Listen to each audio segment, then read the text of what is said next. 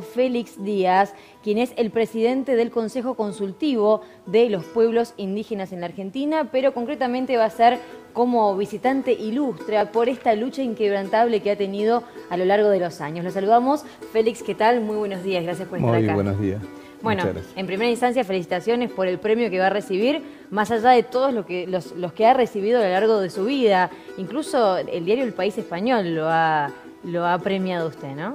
Así es, la verdad que es un honor para mí recibir un reconocimiento de una casa de estudio. Eso hace que nos ayuda mucho a seguir luchando. Y sabemos que los pueblos originarios han tenido una lucha eterna, al menos en esta parte de la historia. ¿Cómo considera que está esa situación? ¿Cuáles son las condiciones de vida y de derechos obtenidos que tienen hoy los pueblos originarios en Mendoza y en la Argentina entera? Sí, la verdad que el tema indígena parece es un tema muy difundido en estos últimos tiempos, gracias a la difusión y los espacios que nos brindan los diferentes medios de cada provincia. Y eso nos ayuda mucho a ser más visibles. La problemática en general de los pueblos indígenas está cada vez más peor. La problemática territorial, que es uno de los grandes obstáculos que se presenta todos los días. Y eso nos preocupa mucho porque Argentina es un país que reconoce la preexistencia étnica y cultural de los pueblos indígenas. Y también el Estado debe ser el garante del respeto que debería tener los pueblos indígenas.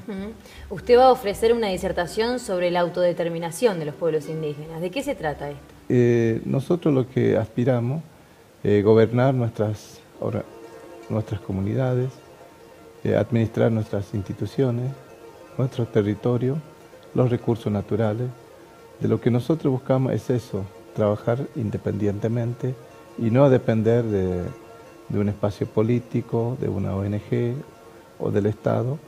Lo que sí queremos como transmitir siempre, la autodeterminación de los pueblos indígenas tiene que ver con la articulación con los gobiernos. ¿Y esa articulación con los gobiernos hoy cómo está? Digo, por ejemplo, con la gestión actual o con las gestiones anteriores. La verdad que las articulaciones siempre muy buenas, pero los resultados de los diálogos nunca se ha hecho visto por los pueblos indígenas. La relación con el Estado siempre ha sido positiva, pero la respuesta de todo este tema de la inseguridad jurídica en nuestras tierras es una de las grandes preocupaciones que tenemos. Y podemos decir que quizás en la provincia de Mendoza la situación es mejor que en ciertos lugares como en la Patagonia, que tienen una lucha muy importante, pero que sin embargo siguen con varios derechos que aún no se los reconocen, digo, en el marco del territorio. Así es, justamente hace poco, ¿no? El año pasado creo que estuvimos en San Luis, que está pasando lo mismo que acá en Mendoza. El reconocimiento que tienen los gobiernos provinciales hacia los pueblos indígenas es muy importante el avance, pero yo creo que hay que ajustar algunos temas para poder garantizar de que los pueblos indígenas recuperen sus territorios, que es una de las grandes preocupaciones que tienen los pueblos huarpes de esta provincia. Y creo que la situación de los hermanos está mucho más importante que otras provincias, el caso de Chaco, Formosa, Salta, que la situación de los pueblos indígenas es muy complicada, hay mucha demanda de la seguridad jurídica de las tierras, y hoy en Argentina creo que se está dando la posibilidad de poder garantizar la devolución de los territorios hacia los pueblos indígenas. Más allá de los territorios, le pregunto sobre los hábitos, las costumbres, los valores que ustedes comparten como comunidad. Dentro del ámbito de la escolaridad, por ejemplo, ¿cómo van haciendo que eso vaya pasando de generación en generación y no se vaya perdiendo a lo largo de los años? Sí, la verdad que es una de las grandes preocupaciones también, es el tema de los valores culturales que hemos podido mantener miles de años y hoy está siendo afectado por la invasión de las drogas, el alcohol, cosas que antes no sucedía, estas cosas, y parece que es una enfermedad muy ligera, que destruye familia, pérdidas de vida, jóvenes que deambulan sin horizonte.